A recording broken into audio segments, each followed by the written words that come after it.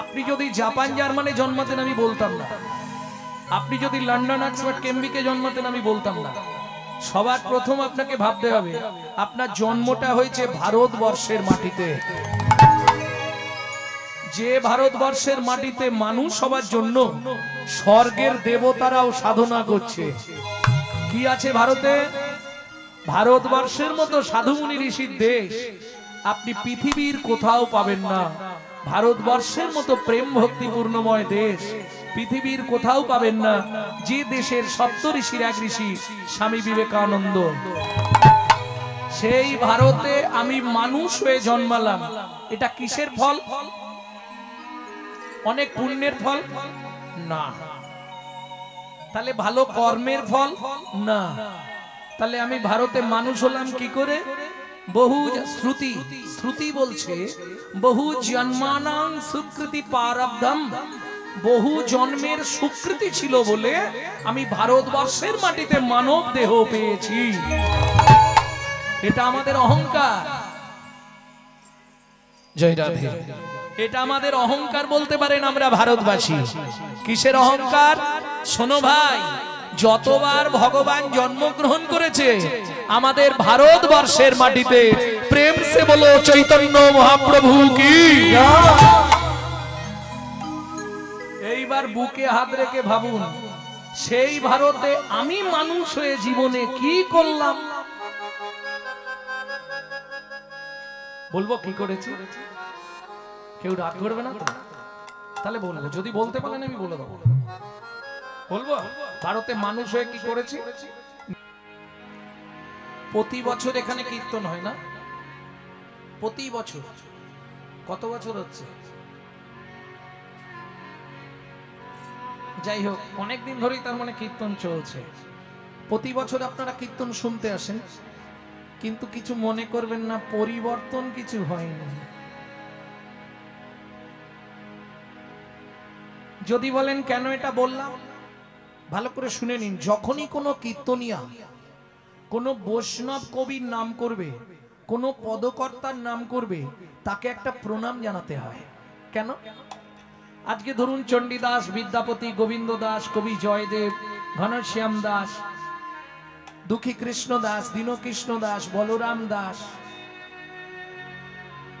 নরহরি সরকার ঠাকুর মহাশয়, নরোত্তম দাস ঠাকুর মহাশয়, তমলুকের বাসুদেব ঘোষ মহাশয়, এরা যদি না আসতো রাধা গোবিন্দের গোপন লীলা কিন্তু আমরা কেউ জানতে পারতাম না। এবার আপনাদের প্রশ্ন হবে, এদেরকে প্রণাম করে আমাদের কি লাভ? লাভ ছাড়া কলির জীব এক বিন্দু হাঁটবে না। লাভটা কি হবে? ওমা, এরা ভগবানের প্রেরিত দূত। এদের বিন্দু কৃপা যদি আপনার মধ্যে সঞ্চারিত হয়, তবেই আপনার হৃদয়ে কৃষ্ণ প্রেম ভক্তি লাভ হবে। তাহলে কষ্ট হলেও একটা প্রণাম করা যাবে তো নাকি? না, এখন তো আবার যারা একটুখানি অন্যান্য ধর্ম যাজন করছে তারা বলবে প্রণামও করা যাবে। লোচন দাসের মিনতি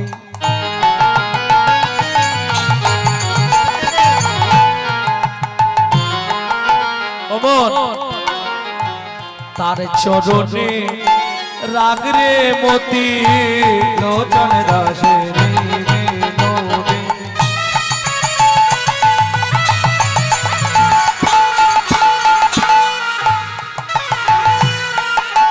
তার চরণে রাগরে মতি। কি হবে তো যাবার গতি,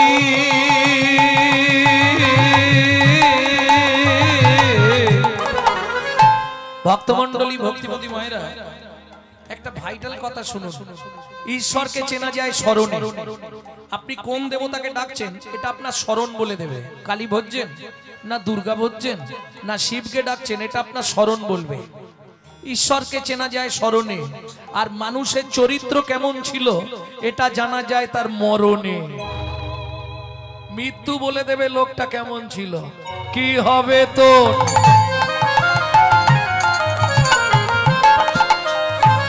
যাবার গতি,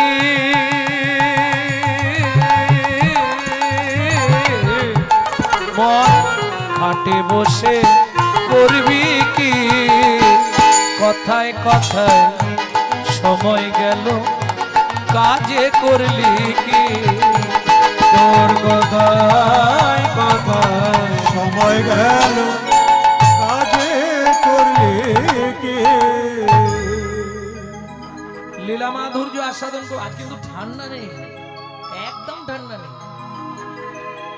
কালকে আমি যেখানে ছিলাম হাড় কাঁপানো ঠান্ডা ছিল আসামে। গতকাল আসামে ছিলাম, আসাম ত্রিপুরা, এখানে ঠান্ডাই নেই তো।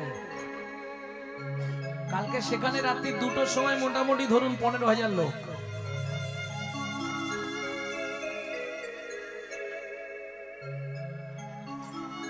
যাই হোক, লীলা মাধুর্য আস্বাদন করব। ভগবান শ্রীকৃষ্ণের ছোটবেলার লীলা, শ্রীকৃষ্ণের ফল ভিক্ষা ওরফে রাজা চন্দ্রকান্তের সাপ মোচন।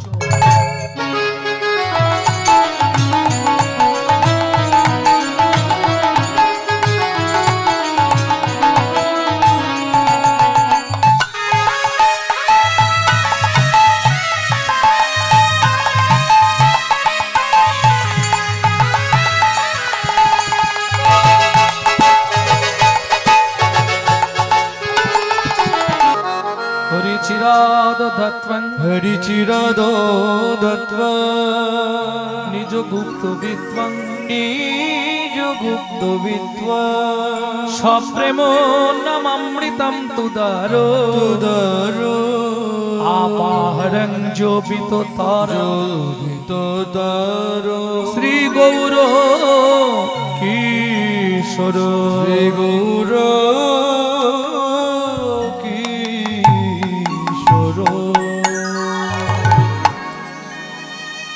চিরকালের যা গুপ্ত বস্তু, চিরাদ দত্তং নিজ গুপ্ত বিদ্বাং।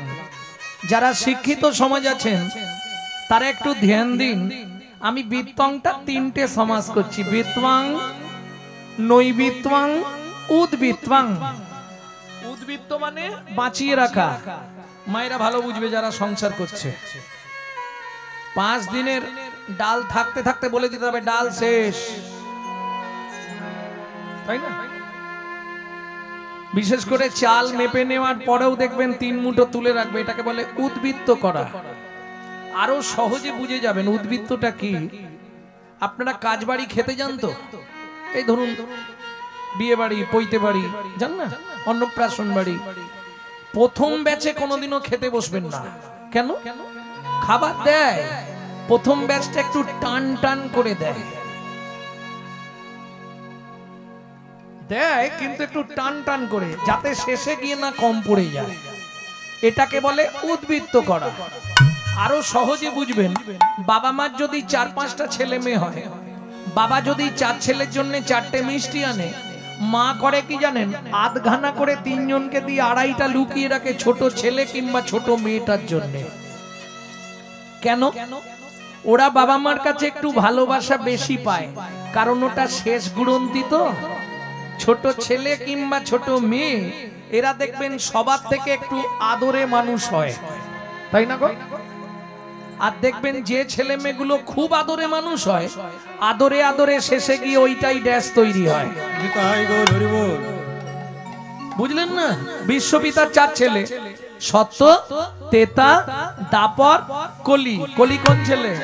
ছোট। অত্যাচারী, অনাচারী, ব্যভিচারী, ভ্রষ্টাচারী, কুলাচারী, চরিত্রহীন লম্পট কলি। বাবা বুঝে গেছিলেন আমার এটা ডেঞ্জার ছেলে হবে, ওই জন্যে সত্য, তেতা, দাপর 3 যুগেই কিন্তু হরিনাম দিলেন। আধখানা মায়ের মিষ্টি দেওয়ার মতো আধখানা কেটে রেখে দিলেন, নাম দিলেন কিন্তু প্রেমটা দিলেন না, কেটে রাখলেন। কোথায় রাখলেন? ও মায়েরা, আপনাদের কাজ বাড়িতে মাল বেশি হলে কোথায় রাখে? স্টোর রুমে। ইংলিশে বলা হয় স্টোর রুম, বাংলায় বলা হয় গ্রাম্য ভাষায় ভাড়ার ঘর। আপনারা কি বলেন? তাহলে চলুন, চৈতন্য মহাপ্রভুর ভাড়ার ঘরটা কোথায় ছিল?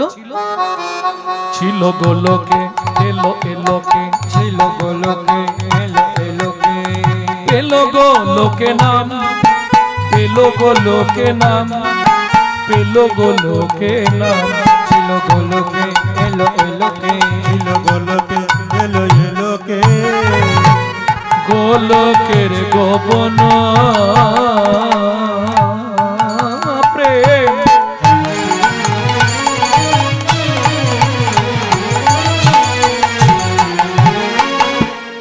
করিবারে দান, ব্রজ ছাড়ি নদিয়ায় এলো গৌর ভগবান, ব্রজ ছাড়ি নদিয়া এলো আমার গৌর ভগবান। আস্তে আস্তে তাহলে উদ্ভিত্বাং ক্লিয়ার হলো? যদি বুঝতে না পারেন এক হাত তুলবেন। উদ্ভিত্বাং মানে বাঁচিয়ে রাখা, বুঝে নেওয়া গেল। পরের কি ছিল সমাস? নৈবিত্বাং নিত্য প্রয়োজন। আমাদের নিত্য প্রয়োজন কি? চারটে জিনিস, আহার, বিহার, নিদ্রা, মৈথুন। এখন দুটো বাদ দিলেও চলবে, কিন্তু দুটো কম্পালসারি চাই। গুছিয়ে খেতে হবে আর মন ভরে ঘুমাতে হবে। দেখো নি হরিবাসরে এসব আরম্ভ করে দিয়েছে।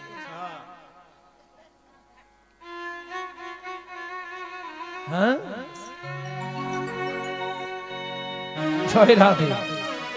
তাহলে গুছিয়ে খেতে হবে, ঘুমাতে হবে। কিসের জন্য এই খাওয়া ঘুম? কিসের জন্য? শরীরটাকে হিষ্টপিষ্ট রাখতে হবে, তাই না? তাহলে খাওয়া ঘুমটা কার জন্য? শরীরের জন্য।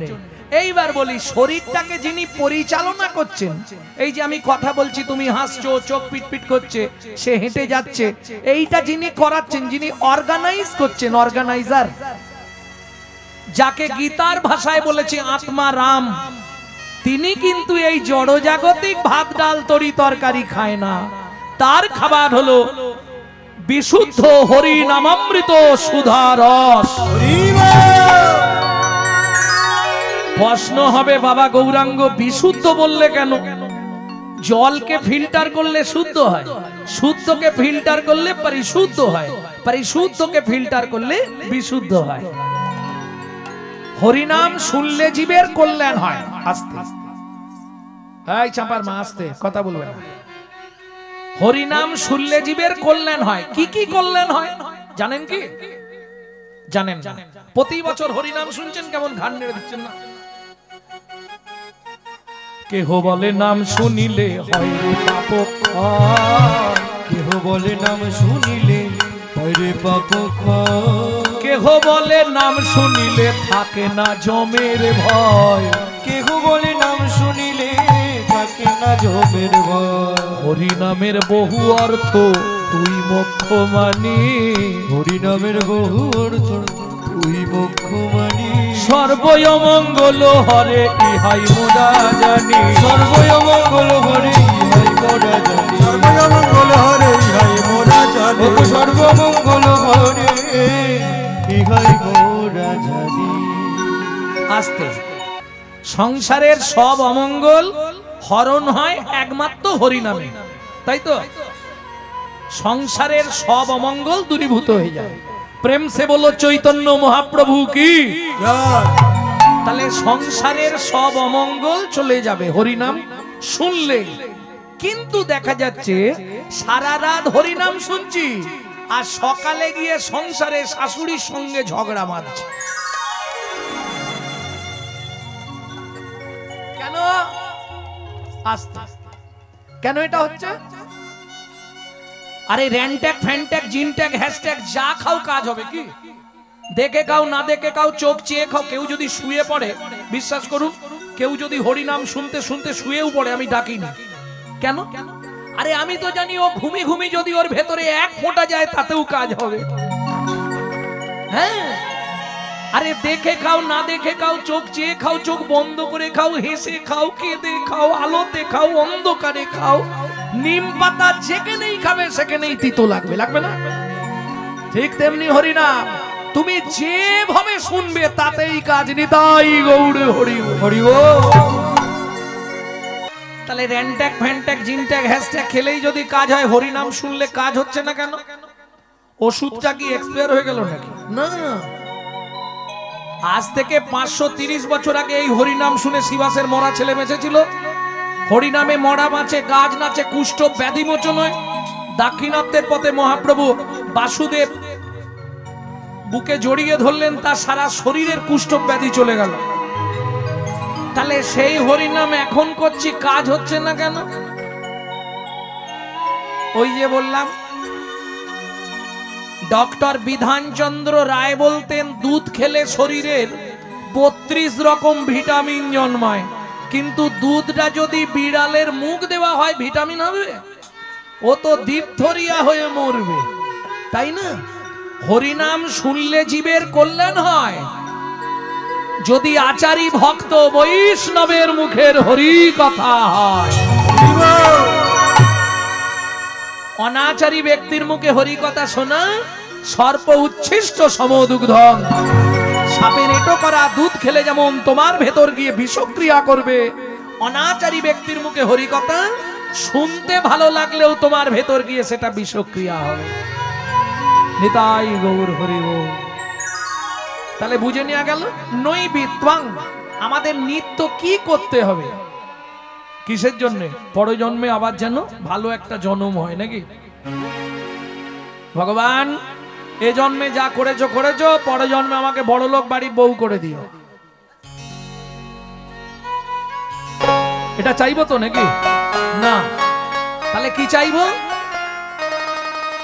আমি অন্য কিচ্ছু চাইবো না তোমার কাছে, আমার একটাই চাওয়া, আবার যদি আসি দয়া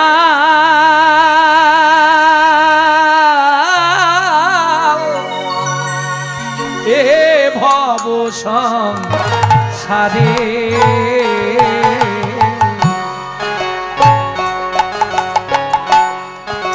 আবার যদি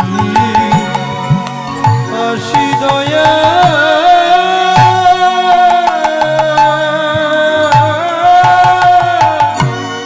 এই ভব সংসারে, কি চাইবো?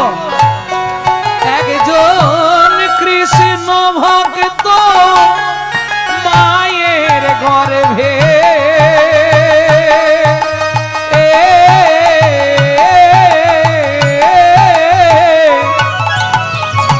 জন্ম দিও মোরে,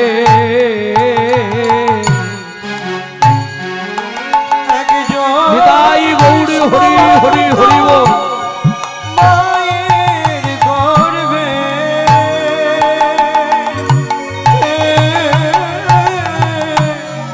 জন্ম দিও মোরে,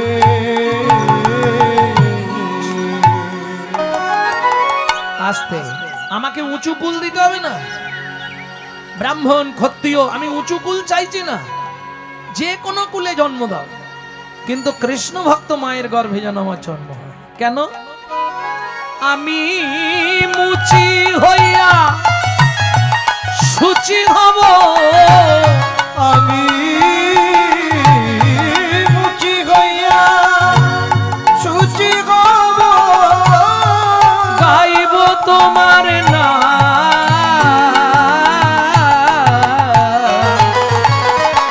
তোমার মতো নেই কো আপন জন, ও দয়াল রে, দয়াল তোমার মতো নেই কোয়া পড়ে ও দয়াল রে, তোমার মতো নেই কোয়া পড়ে। প্রেম সে বলো চৈতন্য মহাপ্রভু কি। জয়। আপনজনকে স্বামী। একটা হাসির কথা তোমাদের শুনিয়ে রাখি, শোনো। যে তোমার স্বামী হয়েছে ও আগের অঙ্কে আগের নাটকে আরেকজনের স্বামী ছিল, যে তোমার স্ত্রী হয়েছে ও আগের নাটকে আরেকজনের স্ত্রী ছিল, এবারে আবার তোমার স্ত্রী হয়েছে, পরের নাটকে অন্য একজনের স্ত্রী হবে। এটা তো শুধু অভিনয়, অভিনয়, অভিনয়, অভিনয়।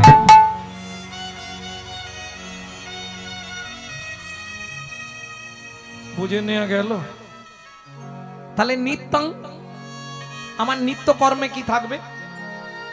উদ্বৃত্তং নৈবিত্তং, যখন চৈতন্য চরিতামৃত লিখছে কৃষ্ণদাস কবিরাজ গোস্বামী ঠাকুর মহাশয়, মহাপ্রভু স্বপ্নাদেশ দিলেন, কৃষ্ণদাস দয়াময়, জীবের জন্য 6টি লাইন তুমি একটু মোটা কালিতে লেখো আদি লীলায়। যারা চৈতন্য চরিতামৃত পড়ে জিজ্ঞেস করবেন, এই 6টা লাইন একটু মোটা কালিতে লেখা আছে আদি লীলায়। জীবের নৈতিক কর্তব্য কি?